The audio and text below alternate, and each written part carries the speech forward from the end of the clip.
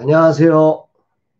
변방 목사의 아침 묵상 2021년 1월 6일 수요일 아침입니다. 오늘은 마태복음 9장 14절로 17절 말씀을 통해서 가장 특별한 휴가 이런 제목으로 함께 말씀의 은혜를 나누겠습니다. 오늘 가장 특별한 휴가를 저는 받았습니다. 오늘부터 10일간 금식을 하게 됩니다. 가장 바빠야 할 시간 주님은 금식의 자리에 제가 있게 하십니다. 원래의 계획으로는 공사가 다 끝나고 금식을 하는 것으로 되어 있었지만 여러 사정으로 연기되어 본격적인 공사가 시작되는 시점에 하나님은 저를 금식하도록 명하셨습니다. 주님께 맡김을 훈련시키는 과정인 모양입니다. 그래서 주님 앞에 순종할 따름입니다. 어제 은행 대출을 통해 건물 잔금을 지불하였습니다. 그리고 소방 창문을 내기 위해 옹벽을 뚫는 공사가 은혜롭게 진행되었습니다. 공사하시는 분은 밤새 걱정이 되어 한숨을 주무시지 못했다고 하는데 너무 쉽게 잘 되어 감사하다는 고백을 들었습니다. 역시 하나님께 기도하는 우리의 기도를 하나님께서 들어주셨음에 정말 감사하고 찬양을 올려드립니다. 이제 저는 모든 것을 내려놓고 주님께 맡기며 주님과의 더 깊은 교제의 자리로 저는 들어갈 것입니다. 금식은 주님과 거래를 하는 것이 아닙니다. 금식은 나를 내려놓고 세미한 주님의 음성을 들으며 주님과 더 깊은 교제를 가진 것입니다.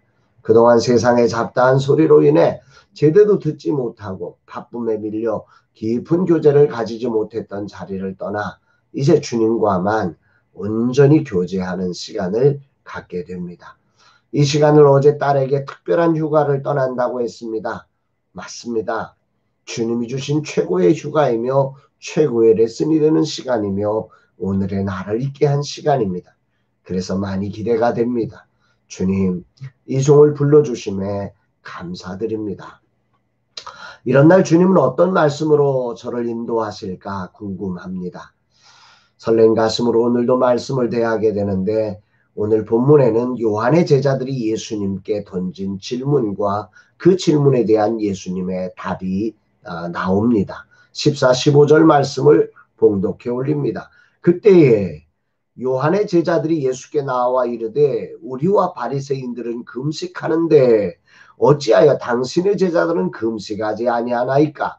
예수께서 그들에게 이르시되 혼인집 손님들이 신랑과 함께 있을 동안에 슬퍼할 수 있느냐?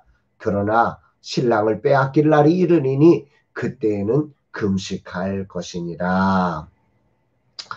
요한의 제자들 입장에서 예수님의 제자들은 그야말로 훈련이 아니라 놀고 먹는 것처럼 보였던 것일까요? 이들은 어쨌든 주님 앞에 질문하고 있습니다. 우리와 바리새인들은 금식으로 때마다 절기마다 몸과 영혼을 훈련하는데 왜 예수님의 제자들은 그런 훈련이 없느냐는 것입니다. 여기서 주목할 사실은 이 때가 언제냐면 요한이 지금 투옥되어 있는 상황입니다. 이런 상황에서 요한의 제자들에게 예수님의 행보는 여러 가지로 마음에 들지 않았을 것입니다. 우선은 자기 스승인 세례 요한보다 권위에 찬 메시지와 이적을 행하시는 예수님을 향한 질투심과 또 예수님이 세례 요한을 돌보지 않는 그 섭섭함들, 이런 감정들이 아마 이 제자들에게는 있었을 것이라는 생각을 해봅니다.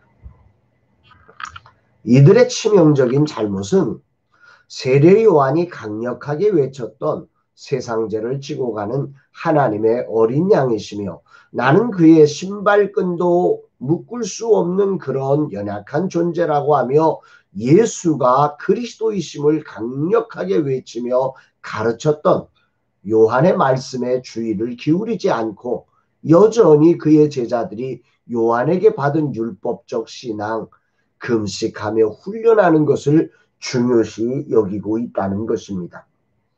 이런 관점에서 정해진 금식일에 금식하지 않는 예수와 그의 제자들을 비난할 수밖에 없었을 것입니다. 학자들의 견해에 의하면 요한의 추종자들은 AD 3세기까지 계속 그 세력을 유지하고 있었는데 금식과 기도를 중심으로 한 철저한 금욕 생활을 했다고 전해집니다. 율법적 전통에 묶여서 결국 이들은 예수님을 구원자로 받아들이지 못하는 안타까움이 있었던 것이지요. 얼마나 안타까운 것인지 모르는 것입니다. 이들을 향해 주님은 안타까운 심정으로 이렇게 말씀하십니다. 오늘 본문을 메시지의 성경으로 이 부분을 다시 보려고 합니다. 16절, 17절에 있는 말씀인데요. 즐거운 결혼식 중에는 빵과 포도주를 아끼지 않고 실컷 먹는다. 나중에 허리띠를 졸라맬 일이 있을지 모르지만 지금은 아니다. 정겨운 축하의 모닥불에 찬물을 끼얹는 사람은 없다. 하나님의 나라가 임한다는 것은 바로 이런 것이다. 놀랍습니다, 여러분. 금식을 시작하는 날 주님이 금식에 관한 말씀을 저에게 주신다는 게 너무 놀랍고 감사합니다. 오늘 이 주님의 말씀은 한마디로 율법적 금식이 되면 안 된다. 이런 말을 저에게 들려주시는 것 같습니다. 사실 저에겐 젊은 날 소원으로 금식이 시작되었습니다.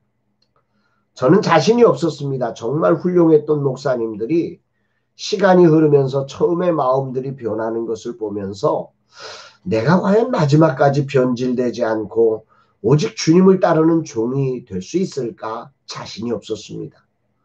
또 내 자신의 모습을 아무리 살펴보아도 정말 주님처럼 이 사역을 감당할 자신이 없었습니다.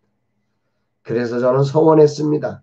주님 부르시는 날까지 주님을 닮고 싶고 변질되지 않는, 자라지는 못해도 변질되지 않는 그런 목사로 지켜달라고.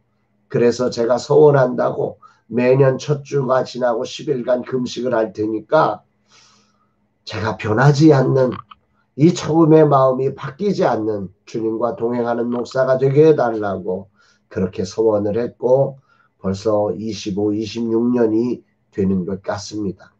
앞으로 은퇴할 때까지 이제 얼마 남지 않았지만 이 시간은 제게 축복이고 행복입니다.